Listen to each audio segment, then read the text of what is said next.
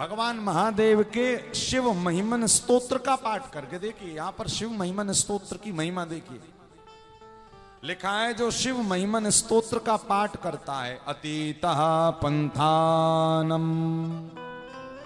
जब आप शिव महिमन स्तोत्र का पाठ करते ना तो व्यक्ति की खोई हुई देवी शक्तियां जागृत हो जाती हैं, और जिसके अंदर कोई देवी शक्ति है नहीं तो वो कोई ना कोई देवी गुण भगवान उसको प्रदान कर देते।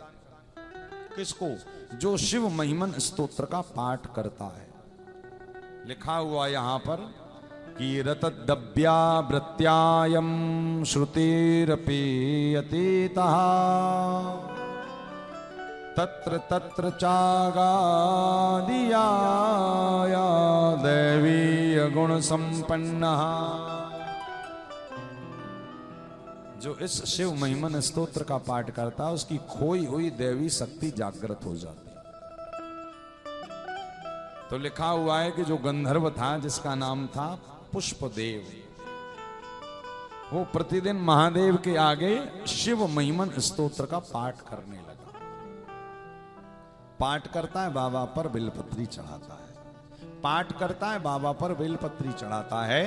तो महादेव प्रकट हो गए, प्रसन्न हो गए, पूछने लगे क्या चाहिए। बोले प्रभु ऐसी कुछ कृपा करो कि मैं कई घंटों तक, कई दिनों तक विलुप्त अवस्था में रहूं, जीऊं तो किंतु मुझे कोई देख ना पाए। क्यों? बोले प्रभु हमारे राज्य में एक राजा रहता है जो सारी बेलपत्री खुद के घर पे लगाकर संकल्प लेकर बैठा है कि शिवजी पर सबसे बेलपत्री चढ़ेगी तो पहले मेरी चढ़ेगी। भगवान शंकर ने कहा ठीक है तुम्हारा झगड़ा तुम जानो, तथास्तु कह दिया। तो उसके अंदर एक देवी गुण आ गया। कौन सा देवी गुण आ गया? कि वो कई बहुत देर तक विलुप्त रहता था, माने गायब रहता था, छुपा हुआ, किसी को दिखता नहीं था। अच्छा उसने ये गुण क्यों मांगा? बोले सुबह सुबह राजा के पहले जाकर मैं उसी के आंगन की बेलपत्री उठाकर शिवजी पर चढ़ा दिया करूंगा तो पहली बेलपत्री मेरी चढ़ जाएगी। देखो भक्त तो भक्त है, भगवान का भक्त तो भक्त है। उसने कहा यदि ये ऐसा कर रहा है तो मैं भी ऐसा करूं। लिखा हुआ राजा चित्ररथ के आंगन में जाता है और सारी बेलपत्रियां उठाकर सारी की सारी जाकर महादेव पर अर्पित करता है। जब राजा चित्ररथ जाकर देखता है कि मेरे से पहले भला किसने बेलपत्री चढ़ा दी, सारे नगर में पूछा गया कौन चढ़ाता है बेलपत्री, पहले कौन चढ़ाता? किसी के घर पे तो बेलपत्री है नहीं। सैनिकों ने कहा प्रभु किसी के घर से नहीं, हमारे आंगन से ही बेलपत्री पता नहीं अपने आप गायब हो जाती। राजा चित्ररथ ने कहा ये विचार पहले ये पता करो कि प्रातःकाल 4-5 बजे के टाइम पर घर पर कौन नहीं रहता, जो नहीं रहता समझ जाओ वही चढ़ाता। कहते पूरे राज्य में पता करवाया गया, तब गंधर्वराज पुष्पदेव ब्रह्म मुहूर्त की बेला में घर पे नहीं मिलते और राजा स्वयं पहरेदारी में लगा है। क्या देखने के लिए कि आएगा तो तलवार से अभी मार दूंगा, किंतु जब दिखाई दे तब ना। कहते हैं कि राजा चित्ररथ स्वयं तलवार लेकर बैठे सारे सैनिकों के साथ कि जैसे ही आएगा खत्म कर देंगे। किंतु पुष्पदेव ने जैसे ही देखा, गंधर्व राज पुष्पदेव ने देखा कि राजा बैठा है किंतु कह रहा मैं तो दिखाई दूंगा ही नहीं, बस सारी की सारी बेलपत्रियां समेटता राजा ये तो देख रहा है कि बेलपत्री खत्म हो रही किंतु कहां जा रही ये समझ में नहीं आता। लिखा हुआ है राजा ने ब्राह्मणों को बुलाकर पूछा कि ऐसा कोई उपाय बताओ कि जिसके कारण इसका ये देवी गुण इससे अलग हो जाए, क्योंकि ये विलुप्त होता है, इसको हम मार नहीं पा रहे। ब्राह्मणों ने कहा एक काम करो, शंकर जी पर चढ़ी हुई बेलपत्री, शंकर जी के ऊपर चढ़ी हुई निर्माल्य पर यदि इसका पैर पड़ जाए तो इसका देवी गुण समाप्त हो जाएगा। इसी कारण भैया ध्यान रखिए, शिवजी पर चढ़ी बेलपत्री, शालिग्राम पर चढ़ी हुई तुलसी, तीर्थों से आया हुआ प्रसाद,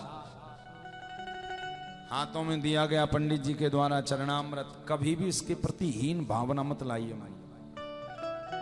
लिखा हुआ यदि हीन भावना लाते हैं तो जो गुण हमारे अंदर होते हैं ना वो धीरे धीरे क्षीण हो जाते हैं। देखिए यदि कोई आपको प्रसाद दे रहा ना भाव से, आप भले बाद में खाओ लेकिन उसका सम्मान करके थोड़ा सा ले लीजिए। कभी कभी लोग कह देते महाराज प्रसाद लेते हैं, कभी कभी हमने देखा है लोग कह देते नहीं हमें शुगर है। अरे शुगर है तो किसी और को दे दो, थोड़ा सा तो खाना ही पड़ेगा, वो तो प्रसाद है।